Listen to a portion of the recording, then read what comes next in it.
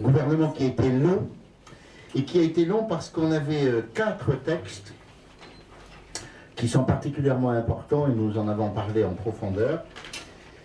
Ces 4 textes, Georges Mondaoué va en parler parce que c'est toute une politique publique au niveau de l'emploi, donc qui se décline par un texte sur l'insertion, par le travail, ça intéresse beaucoup notre jeunesse, par un texte sur le groupement d'employeurs pour faciliter les choses, enfin un texte sur l'intéressement dont on parle depuis 2007, on a commencé à en parler sérieusement en 2007, et que pour l'instant, l'intéressement, c'est les entreprises qui décident avec leurs responsables syndicaux de le faire ou de ne pas faire.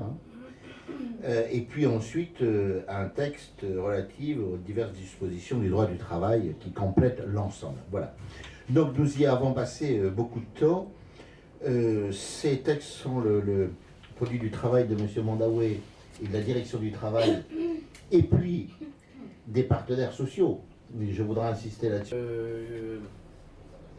Comme il l'a dit tout à l'heure, le cadre, c'est celui dont la Nouvelle-Calédonie s'est dotée, c'est-à-dire un espace dédié aux partenaires sociaux. Et en co-construction avec le gouvernement, on a proposé un agenda social avec à l'intérieur des sujets qui ont fait l'objet d'un portage en commun. Et donc sur la politique de l'emploi, nous avons proposé deux dispositifs qui viennent répondre aux préoccupations des entreprises et des salariés. C'est celui du groupement d'employeurs. Donc il faut savoir qu'aujourd'hui, ce qu'il faut retenir, c'est qu'en Nouvelle-Calédonie, on a affaire à un tissu d'entreprises qui sont de très petite taille.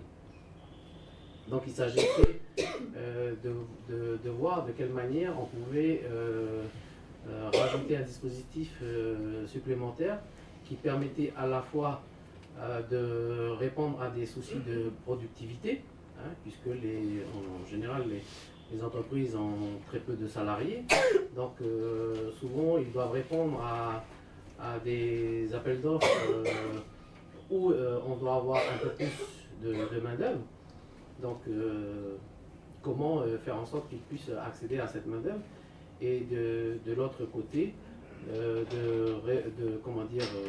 répondre à des préoccupations des citoyens et donc des individus qui deviennent des salariés.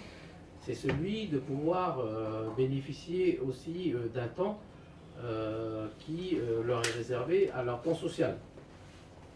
On sait qu'en Nouvelle-Calédonie, par exemple, et en particulier la culture kanak, on a des temps sociaux qui ne sont pas forcément les mêmes que les temps sociaux de ceux qui sont à leur vie. Et ça, c'est la gestion de l'absentéisme, c'est la gestion de l'absence. On sait que l'absence, souvent, on peut être absent parce qu'on a pris du congé, donc l'absence, quand on est en situation de congé, c'est une absence qui est gérée, qui est prévue. Par contre, en Nouvelle-Calédonie, l'absentéisme est beaucoup décrié par les entreprises. C'est cette absence qui n'est jamais contrôlée et qui n'est jamais prévisible. Donc, le groupement d'employeurs va venir répondre à ces deux préoccupations, qui sont celles des employeurs que je disais tout à l'heure, qui sont celles aussi des salariés, pour ceux qui veulent avoir un temps de travail annualisé. De faire apparaître un nouveau dispositif réglementaire dans le Code du travail pour que justement on puisse juridiquement rendre possible ces aspirations. L'autre chose, c'est l'intéressement. Donc évidemment, ça ne nous a pas sauté aux yeux. On sort d'une crise sur la vie chère, mais on n'avait pas attendu après ça pour déjà inscrire l'amélioration des revenus et donc le pouvoir d'achat des gens dans le cadre des politiques publiques que l'on souhaitait pour la politique sur les revenus. Donc l'intéressement permet justement aussi là de répondre à cette préoccupation des salariés, donc de pouvoir améliorer leurs revenus. Donc on diversifie, comment dire, on va diversifier cette possibilité d'améliorer le revenu. Les 3 précédentes années, on a augmenté par exemple le SMIC de 15%, échelonné à 5% par an, et cela jusqu'à un SMIC 4. Donc on a quand même pu améliorer, on a agi sur le salaire. Aujourd'hui, on n'agit pas sur le salaire, on complète avec un nouveau dispositif qui s'appelle l'intéressement, une source de revenus, donc, qui est celui que je vais vous indiquer tout à l'heure. Et puis, il nous restera par la suite la participation. Donc, on a l'amélioration des salaires, on aura l'intéressement et on aura la participation. Donc, sur l'intéressement, aujourd'hui, c'est un texte que les partenaires sociaux et le gouvernement ont produit. C'est un texte qui est consensuel. Hein, c'est une co-construction. Bien sûr, les partenaires sociaux ont été les acteurs de ce produit. Le gouvernement est intervenu simplement sur un certain nombre d'aspects, et notamment juridiques, et surtout sur la partie fiscale, hein, puisque les partenaires sociaux ne pouvaient pas, eux, comment dire, définir les aspects réglementaires et notamment fiscal, puisque ce n'est pas leur champ de compétences. Donc voilà, c'est un texte qui aujourd'hui est plus ou moins, bon, il ne satisfait pas tout le monde, mais c'est un, comme je disais tout à l'heure, c'est un texte consensuel qu'on a voulu proposer pour permettre aux salariés de bénéficier d'un revenu, et en même temps de faire en sorte que de l'autre côté, l'entreprise puisse gagner aussi en compétitivité et en productivité, et notamment venir réguler aussi les absences et motiver la présence des gens au travail. Voilà.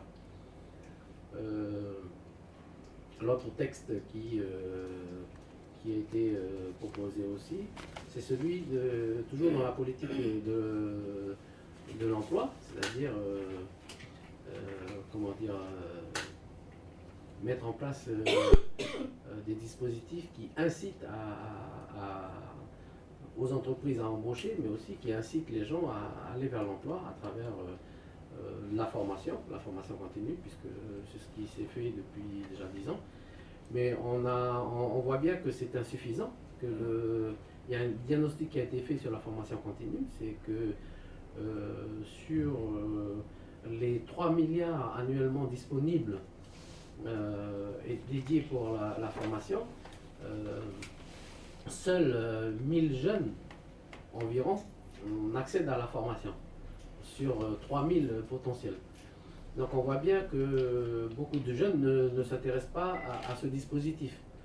Ou alors ils y viennent, mais ils ne trouvent pas réponse à leurs préoccupations et ils retournent de là où ils sont venus. Donc l'idée c'est de dire peut-être que ce n'est pas ce type de formation qu'il leur faut, c'est peut-être autre chose. Donc c'est ce qu'on propose comme nouveau dispositif, c'est des structures d'insertion par le travail. Et donc là on n'est plus dans les dispositifs d'insertion, on va dire traditionnels, c'est vraiment l'insertion par le travail, c'est-à-dire que les gens viennent, ils sont en situation de travail et ils produisent. Et puis ensuite ils vendent les produits qu'ils ont réalisés.